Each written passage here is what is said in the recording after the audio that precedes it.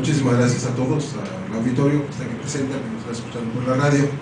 Es una situación algo complicada, pero bueno, esta es la tecnología ahora. Y agradezco muchísimo la invitación, agradezco la presencia de todos ustedes y sobre todo la capacidad convocatoria de los que nos acompañan en la mesa, del Grupo Democrático Jalisco, también de quienes están aquí conmigo en la mesa, que me han acompañado y que han empleado palabras tan generosas como José Ávila Castañeda, Pedro Vargas Ábalos, Manuel Villagómez, también Garavito y mi compañero, colega Jaime Rodríguez Yáñez. Se trata de presentar aquí un libro que en efecto es resultado de la investigación que debió haber hecho la Procuraduría General de la República, no yo. Hay una denuncia formal ante las autoridades federales, tanto ante la Subprocuraduría de Delitos de Servidores Públicos como ante la Fiscalía de Delitos Electorales, la llamada FEPADE. También es una denuncia que está documentada y entregada, son muchas páginas, muchas fojas, como dicen los abogados, en la Secretaría de la Función Pública. Es una denuncia que tiene correlación con otro sector de la Procuraduría del Distrito Federal, donde parece que se va a reavivar, y finalmente la propia Contraloría Interna de Ceresol. O sea, no es algo que alguien platicó, que alguien inventó, que alguien esté sosteniendo sin avalarlo frente a la autoridad con su nombre, su firma y su responsabilidad. Y por tanto estamos hablando de datos duros, estamos hablando de una información que tiene sustento, que hay, en este momento tenemos la cuenta de Banamex, los números de cheque y los nombres de los diputados y senadores del Partido de Acción Nacional que recibieron recursos, los mismos que no llegaron a los beneficiarios. Estamos hablando de un programa de vivienda rural. Como ustedes saben, se les da a los más pobres entre los pobres de este país, a la gente que vive bajo techos de lámina, de plástico, ¿sabes? Bajo los árboles, en zonas apartadas de Veracruz, de Hidalgo, de Guerrero, de Oaxaca, en fin, de las zonas más deprimidas del país. Se había en 2005 autorizado un recurso para cerca de 6,000 familias a través de una organización que se llama FEMPA, Federación Nacional de Productores Agropecuarios, que se entregarían en el 2005, y por razones de presupuesto a final de año se decidió Josefina Vázquez Mota, como secretaria, transferirlo para el 2006, convenientemente porque en el 2006 tiene más impacto electoral. Estos 55 millones de pesos ya estaban, como se dice ahora, etiquetados, o sea, destinados a, repito, son cerca de 5.700 y tantas familias, con nombre y apellido, con credencial de elector, comunidad en la que habitan, etc. Finalmente se les iba a entregar el 2 de febrero del 2006, o sea, estamos hablando de este año. Y cuando el representante de la Federación, de la FEMPA, Arnulfo Montescuen, le informaron en Ceresol que ya estaba el recurso aprobado, le dijeron, pero antes habla con los diputados panistas. Y en efecto, dice, ¿pero por qué?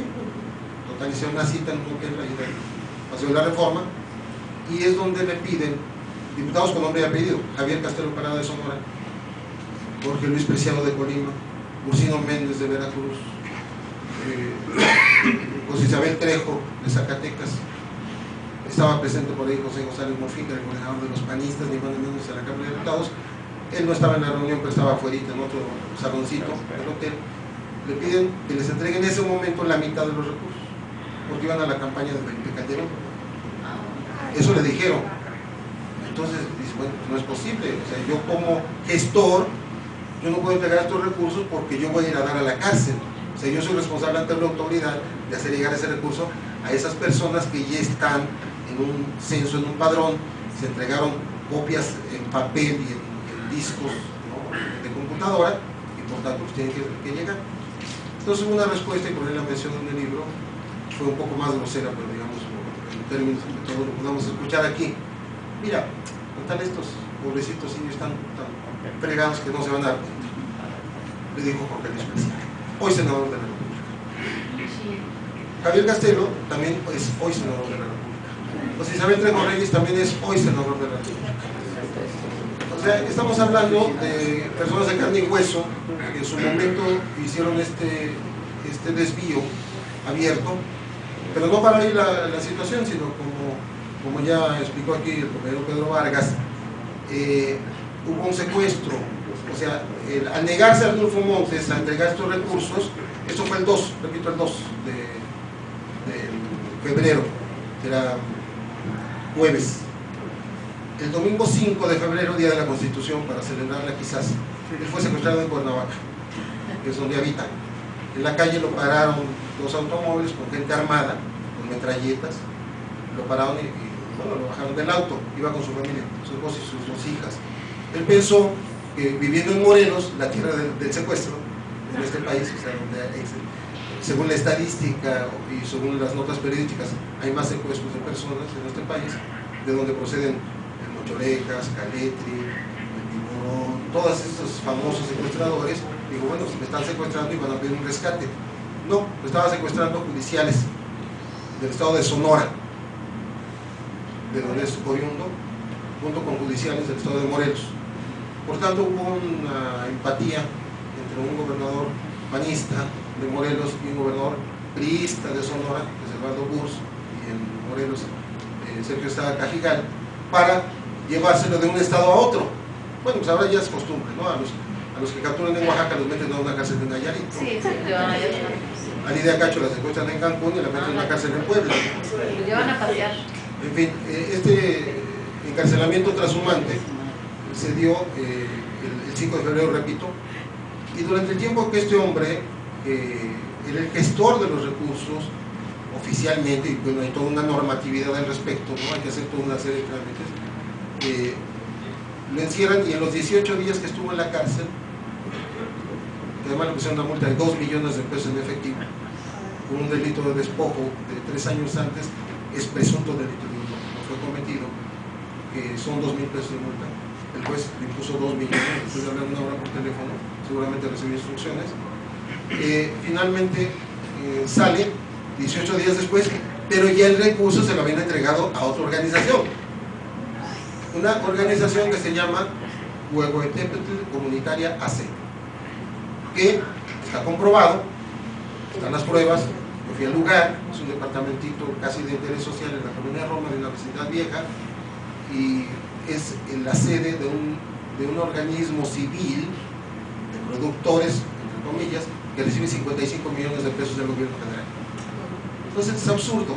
Por supuesto que fue un invento, y ahora mismo están, posiblemente, si alguna cosa ocurre en la investigación, ya van 7 meses, la investigación se abrió, si alguna cosa ocurre, es posible que se rompa el hilo por lo más delgado, y que algún funcionario menor, algún exdiputado menor también, pueda ser llevado a juicio. No sé si empiece la cárcel, pero pueda ser llevado a juicio. Entonces, esta es la historia del desvío de estos 55 millones, pero de ahí se desprende, como decía Pedro Vargas, es un botón de muestra, se desprende todo un modus operandi. Yo sostengo que en este libro está documentado el fraude electoral. Tenemos, desgraciadamente en México, que quienes están en el poder aprendieron una lección perversa, que se puede cometer delitos electorales, se puede usar dinero para comprar la presidencia, los gobiernos de los estados, las senadurías, las diputaciones, las alcaldías, se pueden comprar con dinero incluso mal habido, y después no pasa nada. Acuérdense ustedes, amigos de Fox, fue castigado, fue multado después de que Fox ya estaba en la presidencia. Es decir, cometí delitos electorales, ¿sí? Obtuve dinero de una manera que está penada en la ley, a pesar de lo cual soy el presidente de la República. Y como una especie de esta justicia salomónica, simultáneamente se multa a los priistas por el Pemex Gate. Los de Pemex Gate se enojan porque los comparan con los amigos de Fox, y los amigos de Fox se enojan porque los comparan con Pemex Gate, porque dicen que no es lo mismo. De todas maneras, quiero decir, la justificación, entre comillas, es que no pasa nada. Y yo tengo la impresión, bueno, casi la certeza, de que a los panistas les fue tan mal en las elecciones intermedias del 2003, y en ese momento decidieron que ya no se iban a dejar, que iban a conservar el poder a como diera lugar, con el dinero que fuera, y fue del erario. Porque estamos hablando aquí de que ellos emplearon, si me prestas el libro, ellos emplearon en año y medio de gestión, de una gestión privilegiada, ¿sí? Porque el gobierno bastaba con que fueran diputados panistas o senadores panistas. Esto fue el grupo parlamentario del Partido Acción Nacional en el Congreso, pidiera para que le dieran a manos llenas. O sea, no importaba si los proyectos tenían sustento, si eran reales, si la organización existía, si tenías sustento, digamos, de apoyo de la base, o si eran simples esqueletos ingentes detrás. Ojo, ahora le puedo documentar, hay casi 200 organizaciones fantasmas que empleó Acción Nacional para recibir dinero del gobierno sin que llegara a ningún lado.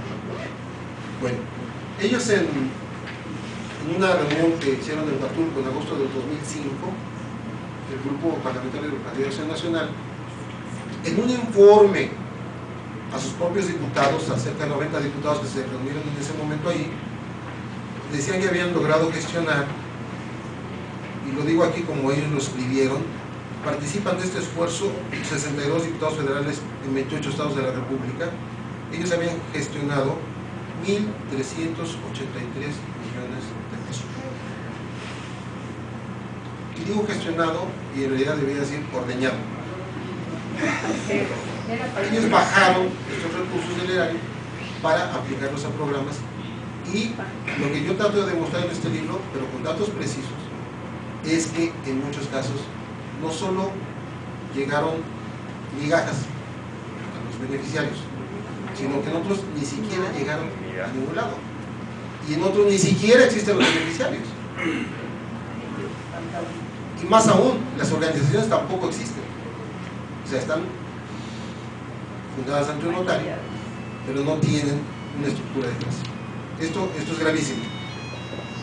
Entonces, de los 55 millones que yo pongo como ejemplo, nos saltamos a los 1.383 millones. Entonces estamos hablando de una cantidad fabulosa. Pero, si ustedes leyeron durante las elecciones del 2 de julio pasado, hubo un acuerdo del gobierno de México con Naciones Unidas para que Naciones Unidas supervisara que los programas sociales no se emplearan para la coacción del voto.